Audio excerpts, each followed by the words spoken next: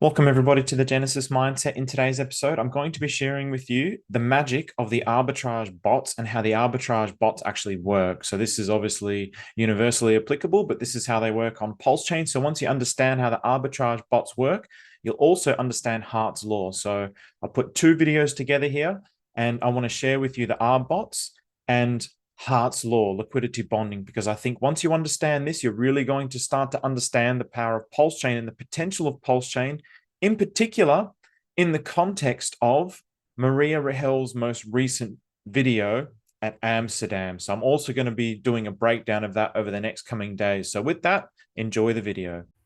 Yeah, exactly. And so one thing I want people to understand is that every single liquidity pool is a chart with its own dollar amount. So if you type in Pulse Pop, there's going to be like 100 charts coming out basically, and they all have different prices.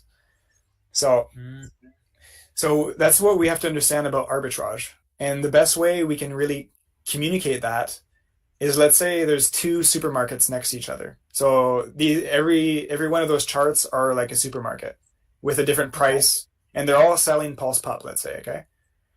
So let's say the top one that you see is PLS. Let's say that's Walmart. Okay, and right next door is Die, and let's say that's like another big store. So whenever the Pulse side pumps because let's say someone bought through Pulse, or that the Pulse price goes up or down, that's going to change the price on that one chart. Okay, so that means the Walmart Pulse puppy is more expensive if that one pumps. So that means that there's an arbitrage bot that's going to want to go to the other supermarket right next door and buy it cheaper, and then sell it on the top one. And that's what arbitrage is. Right. Man, nobody has ever explained it as clearly as that. Maybe I've not asked, but that is really just like ping, it all makes sense now. So that was a brilliant explanation. Great analogies too. So, And oh you see man. you see how every chart has a different price. Yes, so 848, 857, 809. Yeah, so technically, if the R bots aren't doing it, and if the math works, you can go buy it with Atropa at $8, and then you could sell it somewhere else at like 828 or 848 up top. Usually the R bots are really quick and they're really good at math.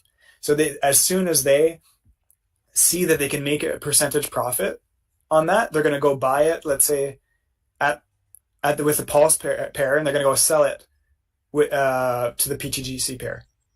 And they're going to want to make that. So they're calculating every second and every block to see if they're going to make any percentage on these. Yeah, it's the same contract exactly as A1A basically. It's the same. Okay.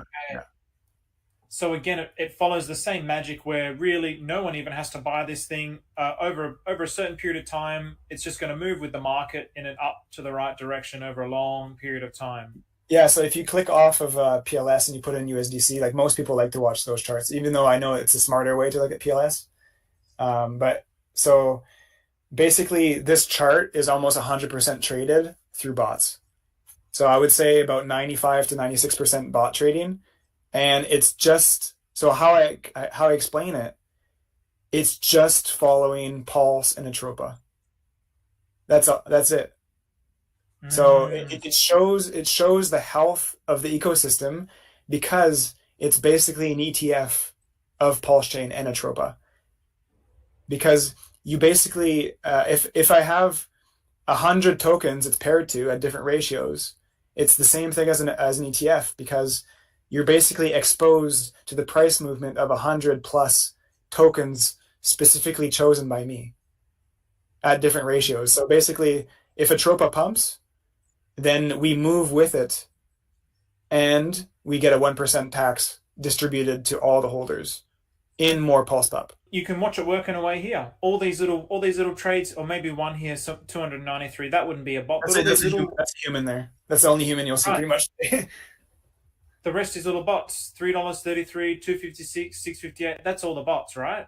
Yeah, so basically what's really cool, what I want people to start understanding is that arbitrage is super powerful because not only is that arbitrage bot putting money in and selling and we get tax on it, but if you really look closely, that $293 it caused all these sells because it's rebalancing all the pools. That means that the Walmart got sold, but then Target bought, Costco bought, and all those little ones, all those little smaller stores are just transferring from one store to another.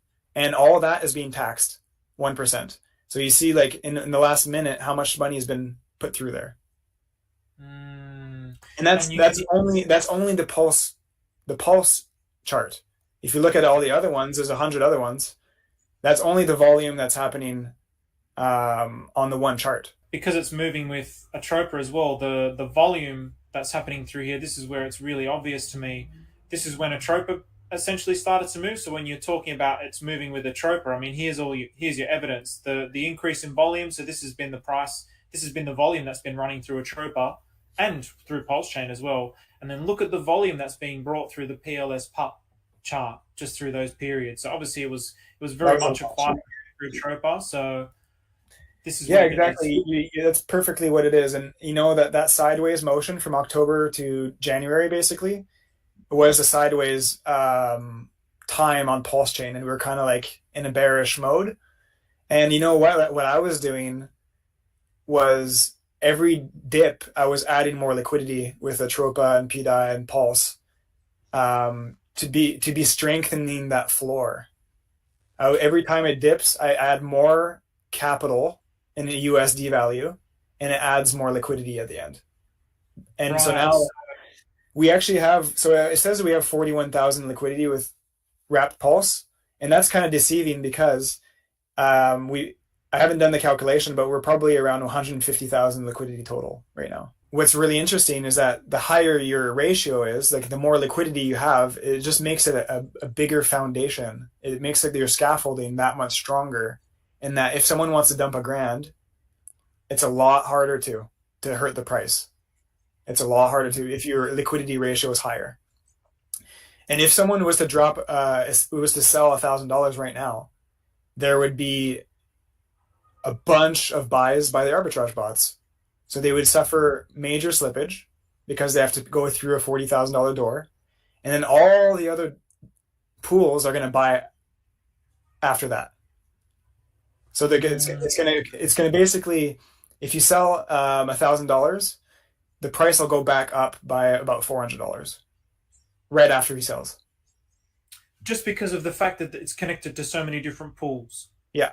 And the same with the buy. So as soon as you buy $1,000 worth, it's going to sell $400 worth right off the bat. So that creates more volume. So it's a volume increasing strategy. So instead of getting $1,000 of taxes, you're actually getting $1,400 that you can be taxed on. So that 1%, Wow.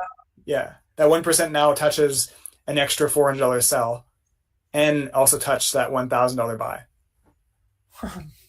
Nice, man. I like that. I like that. This is all your way of explaining is like really, really good and really clear.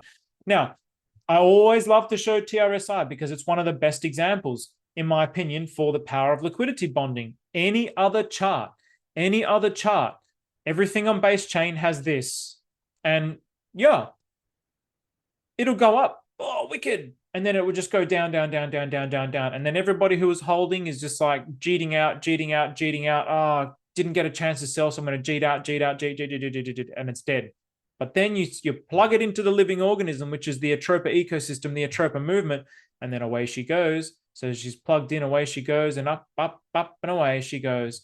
And then obviously, again, it fluctuates according to what the market is actually doing, and its movements are related to the math behind the bonding and what it's bonded to and how much it's bonded to which token and then how much that token moves compared to this token. So there is a math to that. There is a science. There is an art to that I'm hoping to also work out.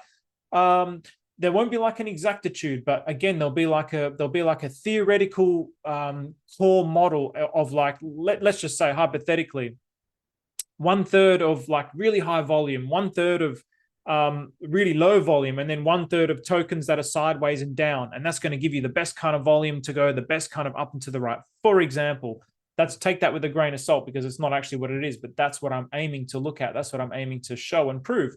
So TRSI is one of the best examples, in my opinion, to show this process of what the liquidity bonding can actually do to a chart. So if you imagine this is your token, This is your token plugging into. So let's just only take it from here.